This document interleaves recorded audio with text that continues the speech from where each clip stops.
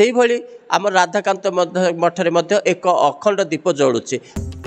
अलौकिक परंपरा रे परिपूर्ण पुरीर राधाकांत मठ जहाँकि गंभीरा मठ भावरे परिचित। मठटी श्रीमंदिर परंपरा सहित जड़ित। एही मठरू प्रत्येक दिन चैतन्य महाप्रभु श्री जगन्नाथ को दर्शन करने को जाउथिले। किंबदंती रहिछि जे मठरे जली थाए एक अखंड दीप जहाँकि दीर्घ 500 वर्ष हेब चलुछि। प्रत्येक दिन मठरे करा जाए अखंड नाम कीर्तन। सबुठारु मुख्य कथा हेउछि श्री चैतन्य गंभीरारू सुड़ंग देई महाप्रभु को दर्शन पाई जाउथिले।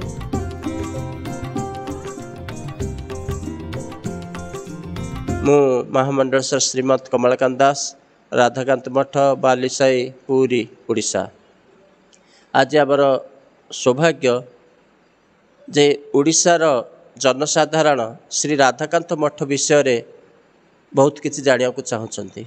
प्रकृत में राधाकांत मठर मुख्य जिनिस है गौर गंभीरा जोटि कि श्रीमद चैतन्य महाप्रभु रही तपस्या करुथिले एवं भक्त मान को दर्शन प्रदान करी भक्ति स्रोत रे प्रभावित करुथिले। श्रीमद चैतन्य महाप्रभु प्रत्येक दिन जगन्नाथ को दर्शन करने को जाउथिले। तांका सहित तांकर शिष्य माने भक्त माने समस्त को नेइकरी राधाकांत मठरू कीर्तन सह बाहरुथिले जगन्नाथ दर्शन करी आसुथिले। खाली एका जाउ नथिले। श्री राधाकांत मठरू कीर्तन सहित चैतन्य महाप्रभु जाउथिले। श्रीमद चैतन्य महाप्रभु थरे कार्तिक मासरे जगन्नाथ दर्शन करिया जाउथिले। जगन्नाथ मंदिर रे बहुत जोड़ बात्या हला एवं मंदिर से समय अवस्था बहुत भिन्न प्रकार थिला। सबु दीप लिभिगला एवं किभली जगन्नाथंकर कार्य हम से विषय रे समस्ते भालिनी पड़गला। एभली कि ठाकुरंकर जो प्रसाद किभली रोषे हम से विषय में भालिनी पड़गला। श्रीमद चैतन्य महाप्रभु से जगन्नाथ मंदिर रे गोटे अलौकिक घटना देखाइले। से वर्षा होची पवन होची हाथ रे गोटे दीप धरी एवं जलुथुआ अवस्था मंदिर श्रीमद जगन्नाथ मंदिर भीतर को देकर आसिले एवं से मंदिर रे से दीपटी से दिन ठारू कार्तिक मासरे वर्तमान कार्तिक मासरे जगन्नाथ मंदिर से दीप जलुंट।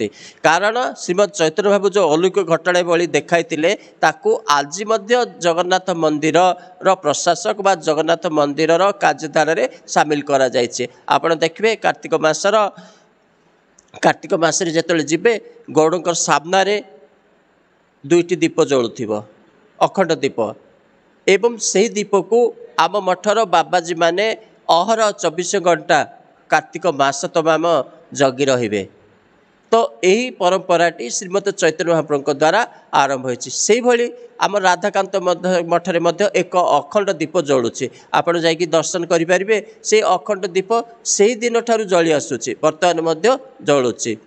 द्वितीय जिनस है श्रीमद चैतन्य महाप्रभु जहाँ व्यवहार करुले जिनस बर्तमान आम श्री राधाकांत मठरे तांकर कठौ तांकर आशा पत्र तांकर कंथा ए सबु मध्य ए पर्यंत रही एवं ताकू जत्न सहकारे रखा जाइछि। श्रीमद चैतन्य महाप्रभु जो दिन पुरी को आगमन करते बा राधाकांत मठ को आसीथिले ताकू आमे आगमन उत्सव बोली कहू। सेही उत्सव मध्य बर्तमान मध्य पालन करा जाउछि।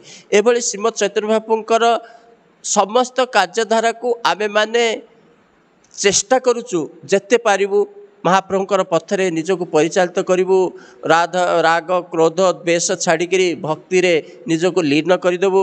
हरे कृष्ण कृष्ण कृष्ण हरे हरे हरे राम राम राम हरे हरे यही महामंत्र जप करिकी निजको धन्य करदेबु।